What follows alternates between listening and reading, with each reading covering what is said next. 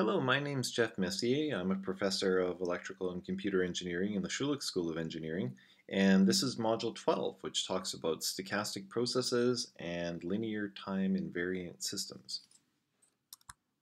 So the basic problem that we're going to be looking at in this module is what happens when you feed a stochastic process through a linear time invariant system. And there are lots of examples of this. We could design filters, communication systems, control systems, um, all sorts of electrical engineering systems that can be characterized by linear time invariant systems, or characterized as linear time invariant systems. And feeding those systems with random signals happens all the time. We may have a control system or a control signal that we model essentially as random, and we feed it through our system. Maybe we have, in the case of communications, we have a sequence of ones and zeros, a binary information sequence that we model as random, that we want to feed through some kind of pulse shaping filter or something like that. So this is quite a common application. Now, I should say at the outset that there are sort of variations of this theory that allow for the system itself to be random, so for the system to add additional randomness, but that is not what we're going to be looking at in this course. We're going to assume that the system is an LTI system and that it's completely deterministic. The only random thing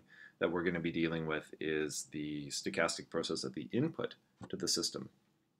And so we're going to denote the random signal at the input as x of t. The impulse response of our LTI system is h of t. And at the output, we have a second stochastic process, y of t, that is going to have different properties than x of t due to the operations performed on x of t by the system.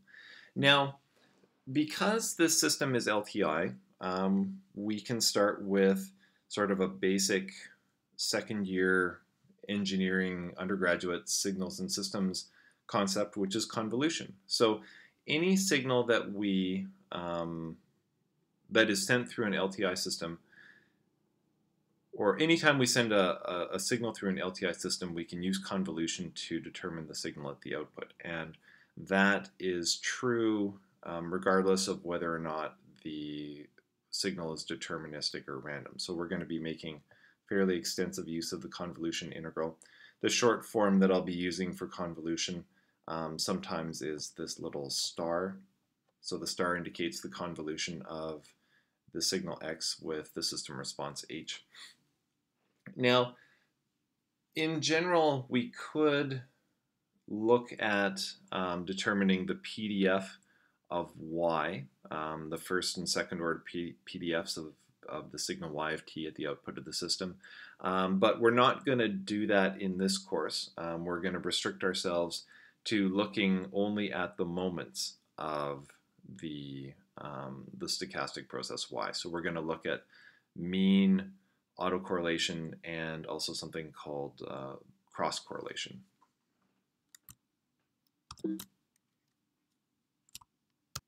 Okay, so first we'll look at finding the mean.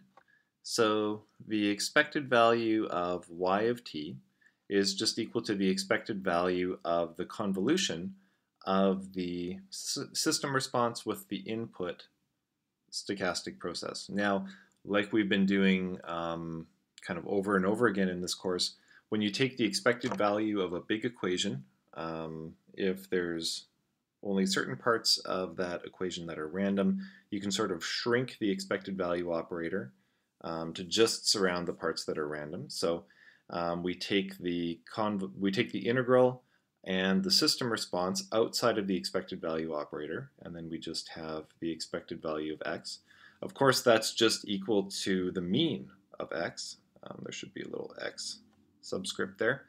And so the mean of the output stochastic process is just the convolution of the mean of the input stochastic process with the system response, which is kind of an interesting result. And again, we can do this because of, in general, the mean is a function of time. However, if x of t is wide sense stationary, then its mean is constant. And so, again, there should be a subscript x there. So then the mean of y is constant as well. And it's equal to the mean of x multiplied by the integral of the area under the system response, basically. And so let's do just a quick example. So let's consider a white noise process with a mean of 1 and an autocorrelation function just equal to a delta function. We don't need the autocorrelation function for this part of the example, but we'll use it later on. The system response is just a square pulse. So it goes from 0 to 2, and it has an amplitude of 1. So this is h of t.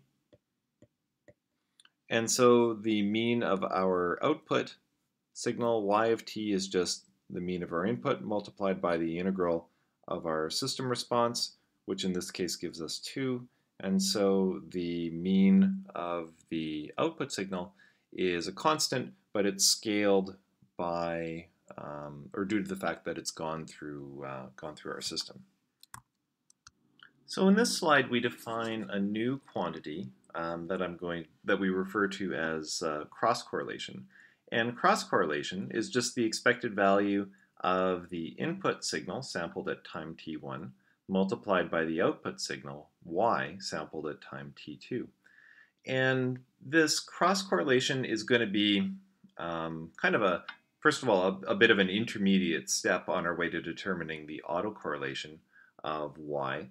But also it has some value in itself, and it's used for something called system identification. So there's often in engineering, certainly when we're trying to estimate the channel of a communication system or the system response of some sort of device that we want to design a control algorithm for, we often encounter the situation where we've got basically a black box with some system response, but we don't know what that system response is.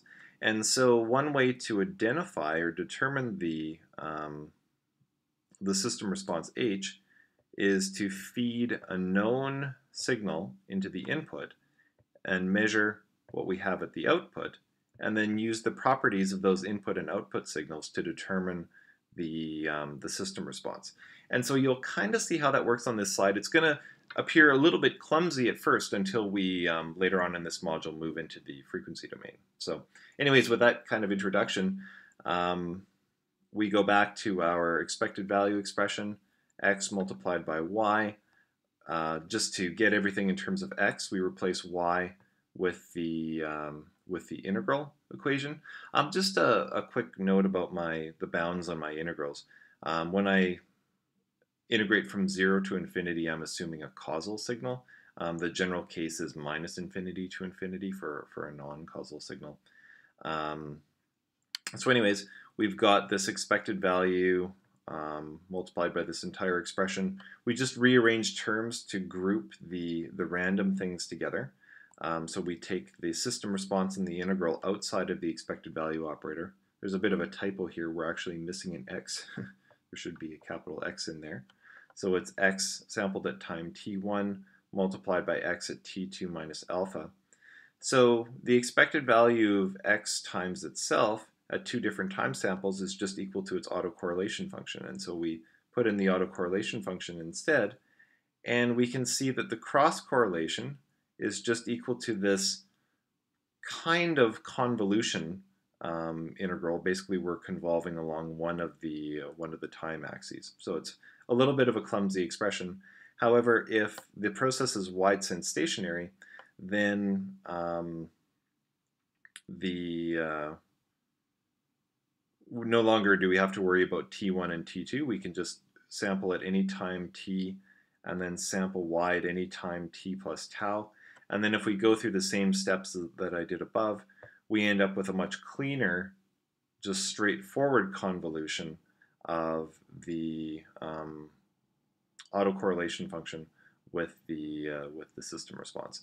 And so the way that we would do system identification is we would, assuming we're working with an ergodic signal, we would take a very long time record of x, pass this big long signal through our system, record y, use a time domain average of those two realizations of the realizations of those two signals, use a time domain average to experimentally determine the cross correlation function, use a similar method to experimentally determine the autocorrelation function of x, and then our only unknown is our system response. And this convolution equation, so you would have to solve a convolution equation for h, which is not the easiest thing in the world to do. But as I said, we're gonna also look at what this looks like in the frequency domain, and it becomes a lot simpler when we do that. One way to simplify the system identification problem that we were talking about in the previous slide, before we actually go to the frequency domain, is just choose the proper type of input signal. So as an example, let's continue with our white noise example, where the autocorrelation function of our input signal is equal to a delta function. So we determine the cross correlation function, or we write our cross correlation function, which is equal to the convolution of the system response with the autocorrelation of the input signal. Now, our input signal is just equal to n naught times the delta function, or sorry, the autocorrelation of our input signal is just equal to n naught times the delta function. And anything convolved with a delta function is just unchanged.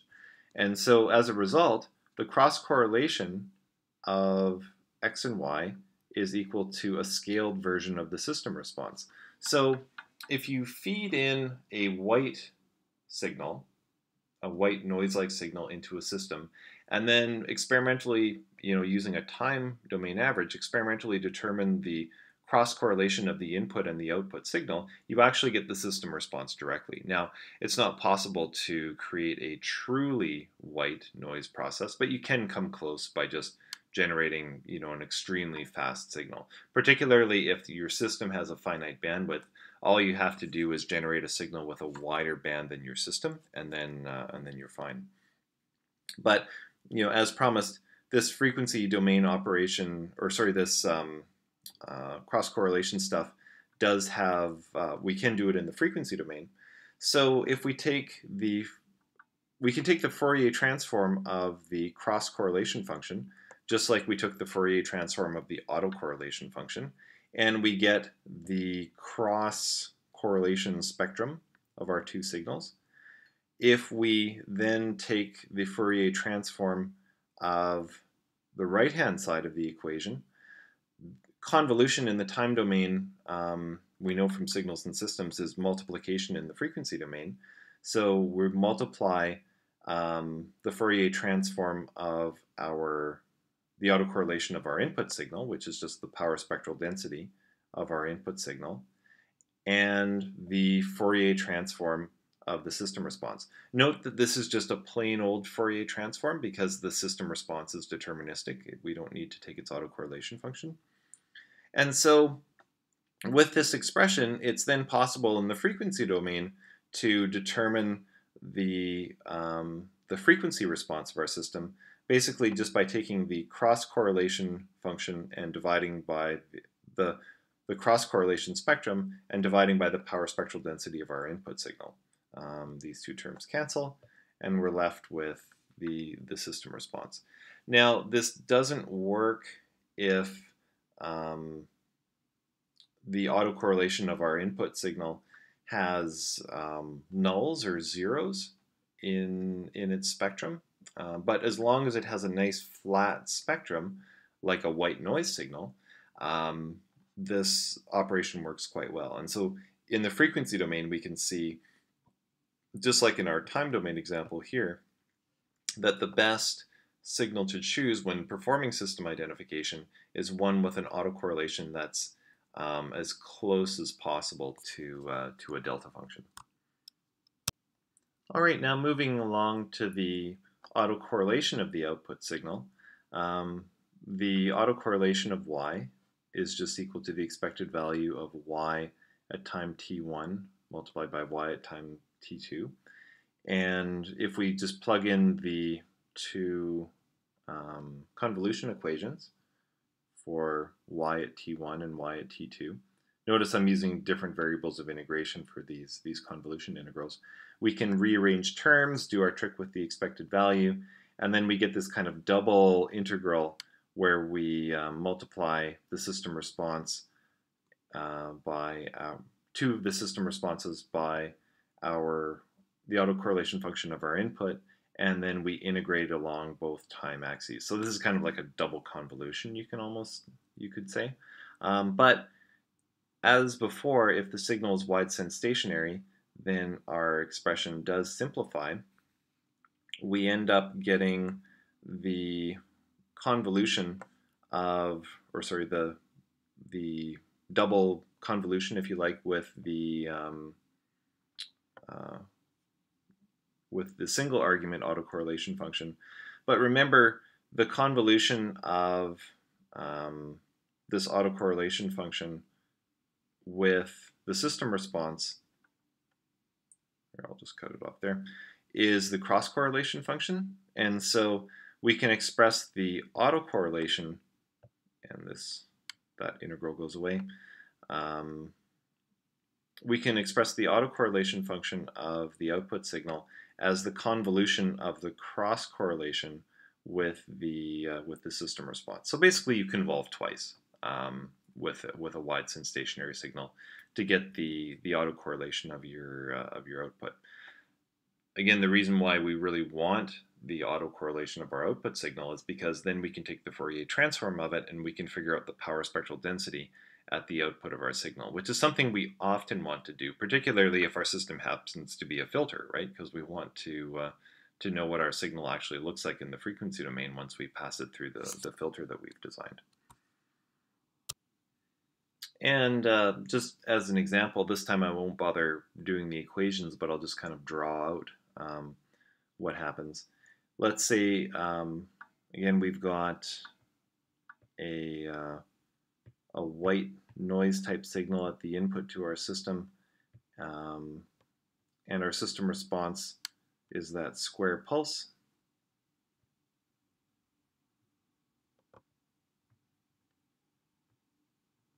So h of t is the square pulse, and the output is y of t. So our cross correlation is the convolution of the autocorrelation of x with our system response. Now, if the autocorrelation of x is our delta function, then our cross correlation is then just a square pulse, right? So, and again, that's useful in system identification because we determine the cross correlation, and then if we've got a white noise process, we get our system response directly. The autocorrelation of y is just the convolution of the cross correlation with the system response again. So the autocorrelation of y,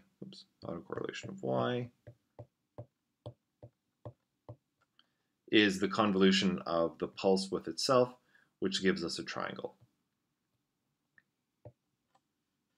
Sorry, this should be tau as well. Right, so it's just a double convolution.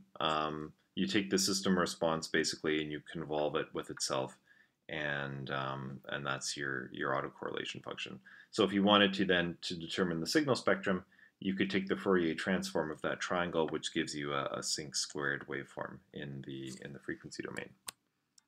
However, if the power spectral density of y is the only thing we're interested in, there is another way to calculate it basically directly. And so we know that for a wide sense stationary system, which is really the only kind of system where power spectral density makes sense anyways, the autocorrelation function is equal to kind of this looks like a double convolution, but it's actually a convolution and a correlation, because here we have negative beta. So it's the integral with respect to beta is a convolution. But here we have a positive alpha, and so when this variable is positive, it's the integration with respect to alpha is actually a correlation, not a convolution. And so if you remember back to undergraduate signals and systems, convolution was the flipping and the shifting. The flipping comes from this negation here. So a correlation is just like a convolution, except you don't flip before you shift the waveform along. So recognizing this, the